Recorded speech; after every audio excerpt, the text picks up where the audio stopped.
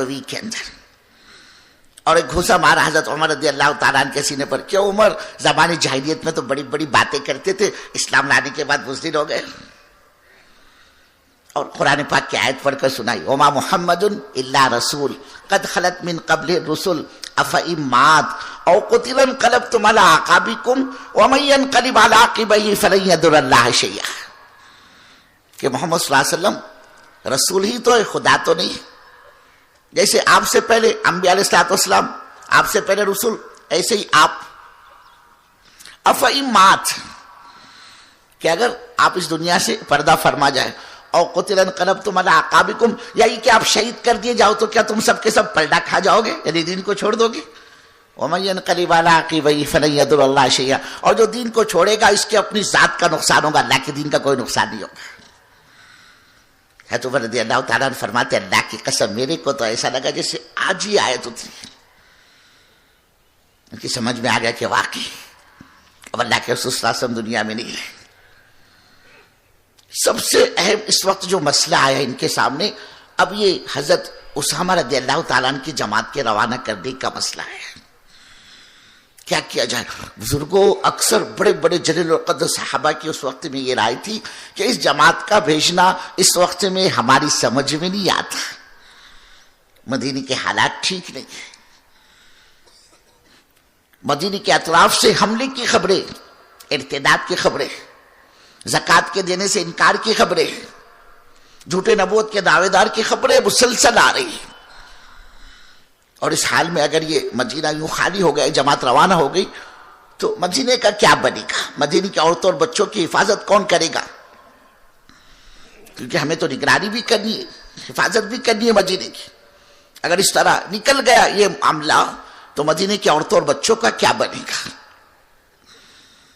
اس کو سامنے رکھ کر بڑے بڑے جلیل القدر صحابہ کی رائے تھی کہ اس وقت اس جماعت کا روانہ کرنا ہماری سمجھ میں نہیں آتا، اب اس کو ملتوی کرو. بعضوں نے کہا امیر بدل دو، حضرت اسامہ رضی اللہ تعالیٰ عنہ کی جگہ کسی اور کو لگاؤ. ایک صدیق اکبر ہی تھے رضی اللہ تعالیٰ عنہ، انہوں نے فرمایا کہ جس جماعت کی روانگی اللہ کے رسول صلی اللہ علیہ وسلم نے اپنی حیات طیبہ میں طے فرما رکھی ہو، یہ ابو بکر کون ہوتا ہے اس کو روکنے والا؟ اور جس جماعت کا ذمہ دار اللہ کے رسول صلی اللہ علیہ وسلم نے اپنے حیات طیبہ میں حضرت اسامہ رضی اللہ تعالیٰ عنہ کو طے فرمایا ہو، یہ ابو بکر ان کو بدلنے والا ہوتا کون ہے؟ یہ جماعت تو ہر حال میں روانہ ہوگی.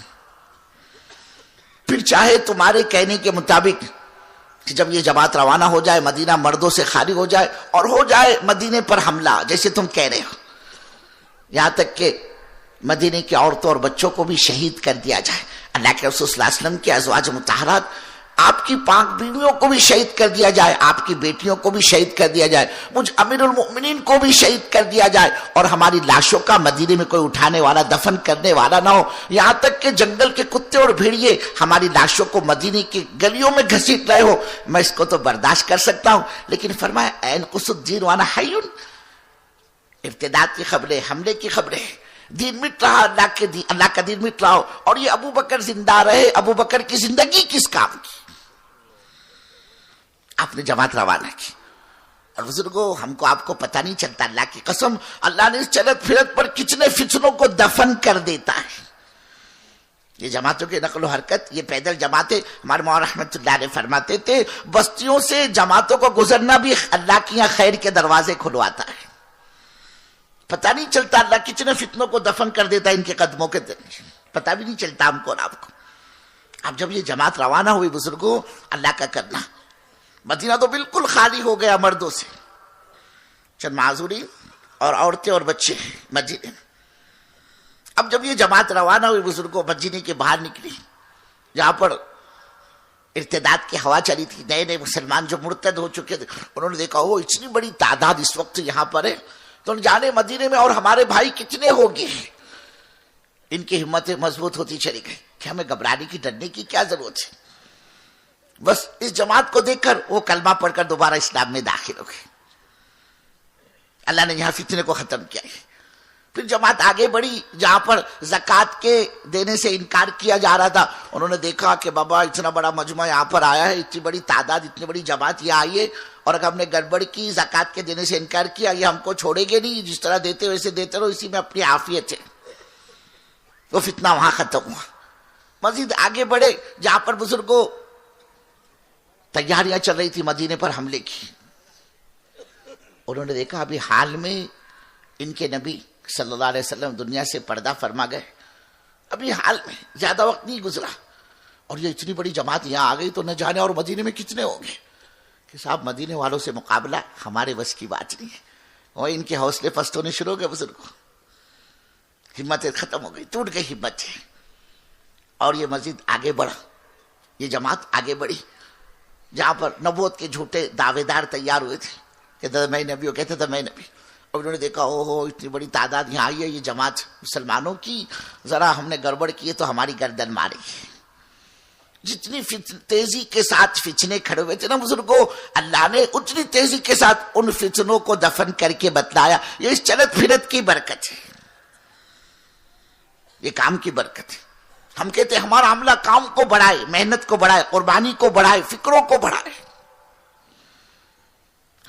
یہ پرانا یہ آگے بڑھے گا، اس کی قربانی آگے بڑھے گی کہ صاحب اللہ اپنے کو معاف فرمائے۔ اب تو بزرگوں عزائم کے اندر ایسی بزرگوں کھوکھلا پن کہ ایک مرتبہ 4 میں لگ گئے، ہمارے ساتھی سمجھتے بھائی میں تو دعوت کا تبلیغ کا پرانا ہو گیا، میرے کو تو سرٹیفکیٹ مل گیا دعوت کا تبلیغ کا، اب میں بیرون بھی جا سکتا، اب نظام الدین دوما کے لیے میرے دروازے کھل گئے، اور میرے کو پرانوں میں جوڑ۔ بزرگوں ہمارے یہاں پرانا اس کو نہیں کہتے، سب 4 میں لگ گئے تو یہ پرانا ہو گیا۔ پرانا تو آدمی صفات کے اعتبار سے ہوتا ہے، جیسے صحابہ صفات کے اعتبار سے جانے جاتے تھے کہ صاحب یہ حنین میں بھی تھے، یہ تبوک میں تھے، یہ بدر میں تھے، یہ خندق میں تھے، یہ عذاب میں تھے، اللہ نے ان کی برکت سے آیتیں اتاری، وہ تو صفات کے اعتبار سے پہچانے جاتے تھے۔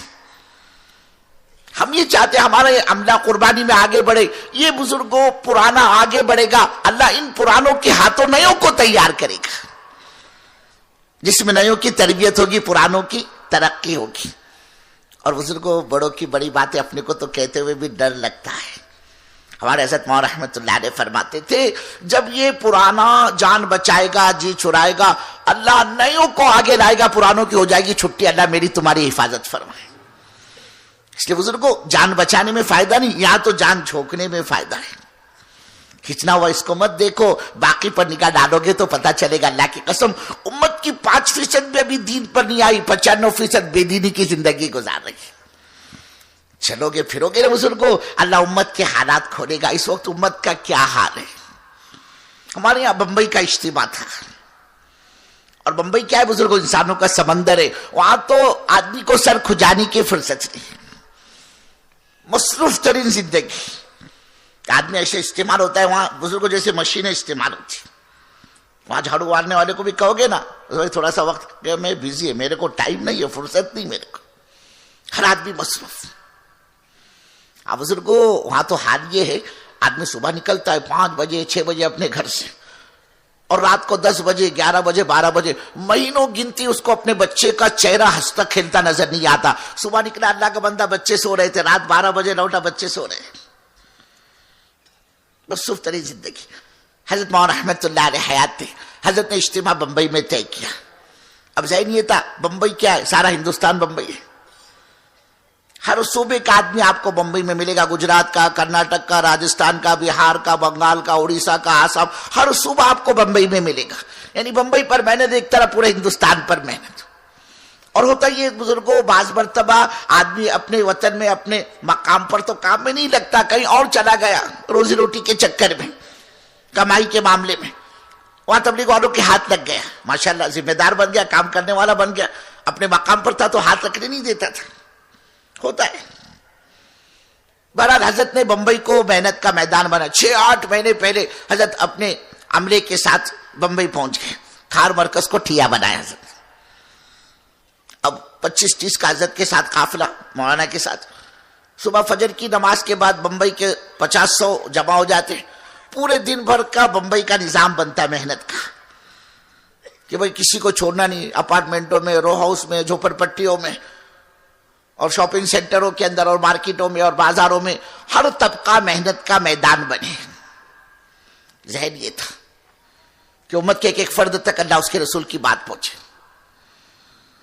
ساتھیوں نے محنت کی. بزرگوں عجیب عجیب کارگزاریاں اس وقت سامنے آئی. ہمارے ایک ساتھی نے کارگزاری سنائی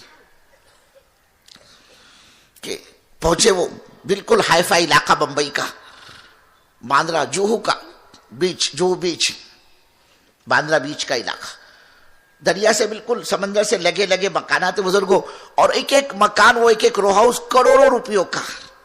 بالکل بمبئی کا وی آئی پی طبقہ وہاں رہتا ہے.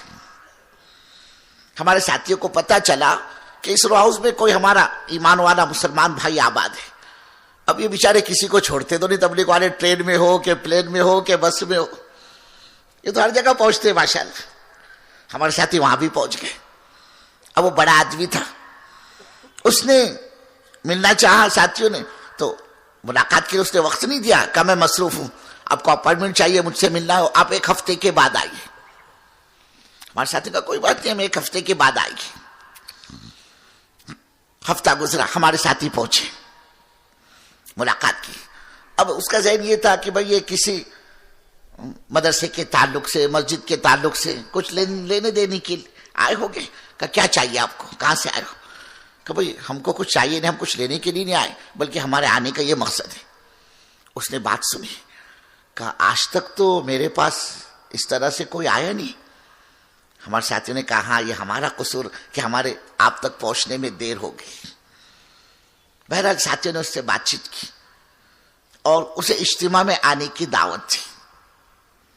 اب وہ بڑا آدمی تھا، تقریباً عمر بھی ہوگی 70-75 کی، اور وہ ریٹائر ہو گیا تھا اور ہندوستان کے مختلف صوبوں میں اس نے سروس کی. جب ریٹائر ہو گیا تو اس نے اپنا ٹھیا بمبئی کو بنایا. اب بمبئی میں رہتا تھا. ساتھیوں نے دعوت دی. اس نے اپنے پی اے سے کہا کہ بابا ان کی تاریخیں جو ہے نا یہ نوٹ کر، یہ تاریخ کسی کو دینا نہیں، اپنے کو جانا ہے اجتماع میں. اب اجتماع کا دن آیا، وہ پہنچا اللہ کا بندہ اجتماع میں، پورے اپنے سیکورٹی کے ساتھ، پوری فورس کے ساتھ، اپنی اسپیشل گاڑی میں آیا. عام طور پر اپنے اجتماع جمعہ سے شروع ہوتے ہیں. جمعہ کی نماز میں وہ پہنچا. نماز سے پہلے آدھا پونا گھنٹہ بات چیت ہوتی ہے. وہ بات سنی اس نے پنڈال میں، جمعہ کی نماز ادا کی. اور جن ساتھیوں نے اس کو دعوت دی اجتماع میں آنے کی، انہوں نے اپنے کچھ کانٹیکٹ نمبر دیے تھے رابطے کے، ان سے اس نے رابطہ کیا. ساتھی پہنچے اس کو اور اس کو استقبالیہ میں لے کر گئے، تھوڑا سا اس کا اکرام کیا. بزرگوں 70-75 سال کا وہ بوڑھا زاروں قطارہ رو رہا تھا اور کہتا تھا میری زندگی کا یہ پہلا سجدہ ہے جو اللہ کے سامنے ہوا ہے. امت کا یہ حال ہے بزرگ، زاروں قطار، اس کے تھمتے نہیں تھے آنسو. ہمارے ایک ساتھی پہنچے ایک اپارٹمنٹ میں،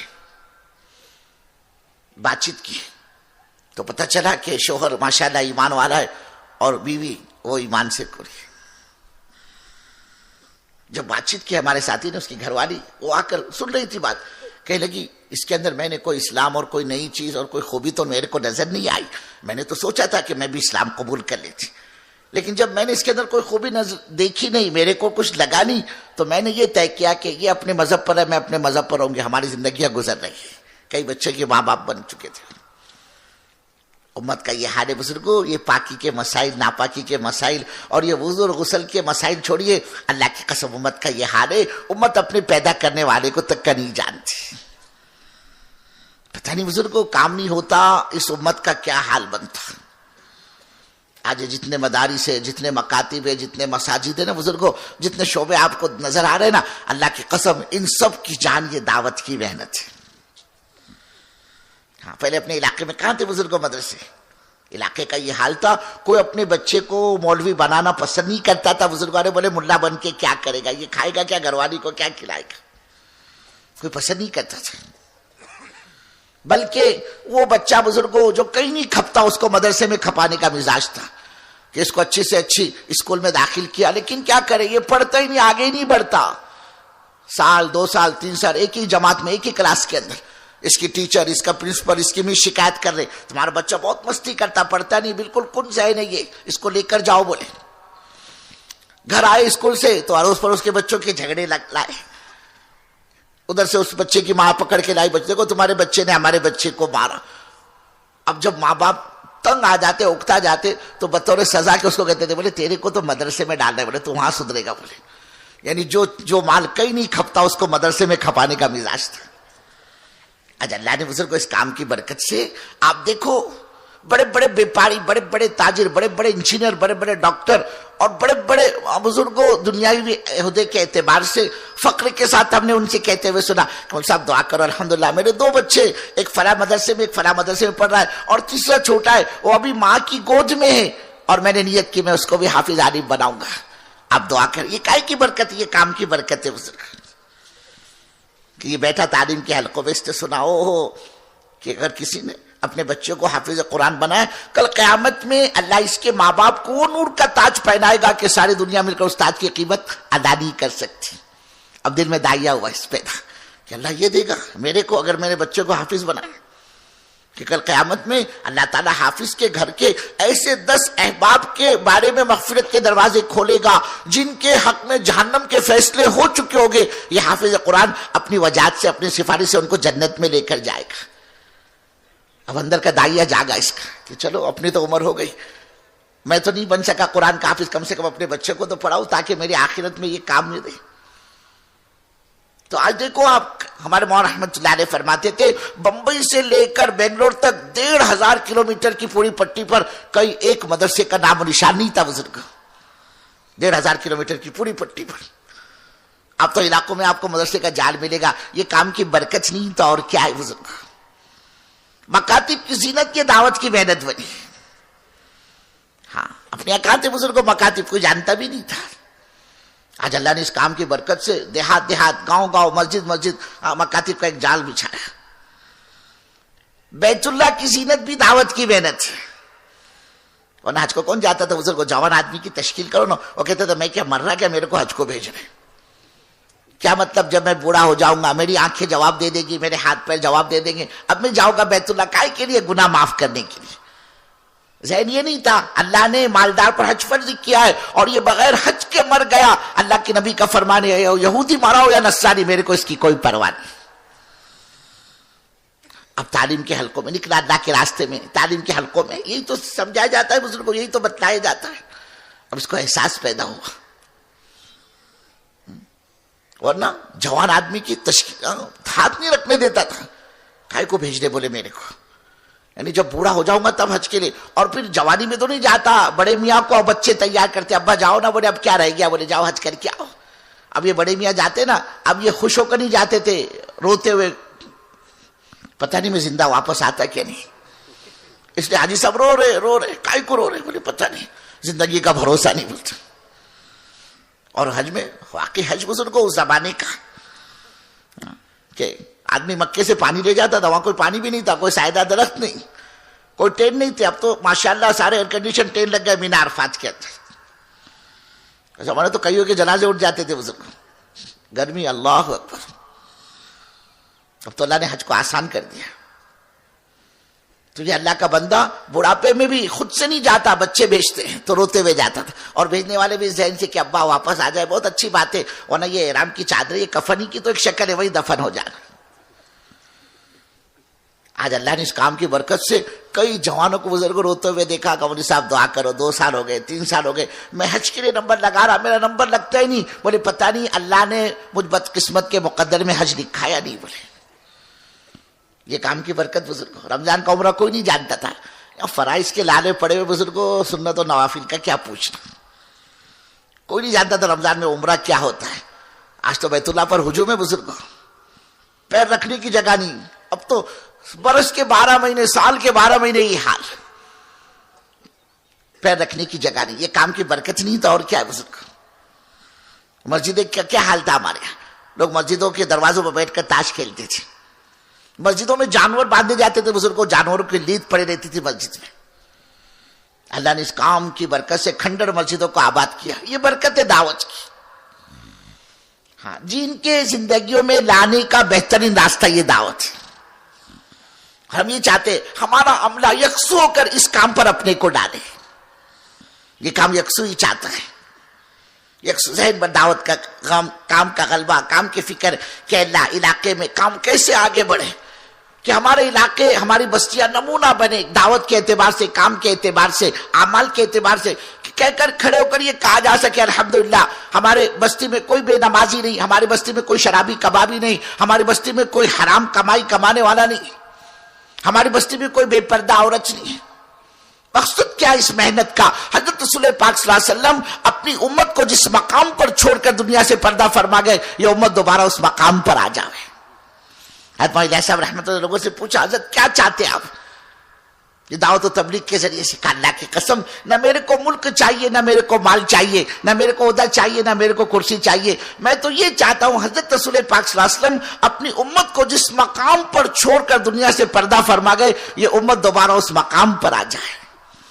وہ مقام کیا تھا بزرگوں؟ تاجر تجارت میں دیندار, کھیتی باڑی والا کھیتی باڑی میں دیندار, محنت مزدوری کرنے والا محنت مزدوری کے نقشوں میں دیندار. اور بزرگوں معمولی درجے کا آدمی ہے, بکریوں کا چرواہا ہے, لیکن اس کے اندر بھی اللہ کا خوف غالب تھا,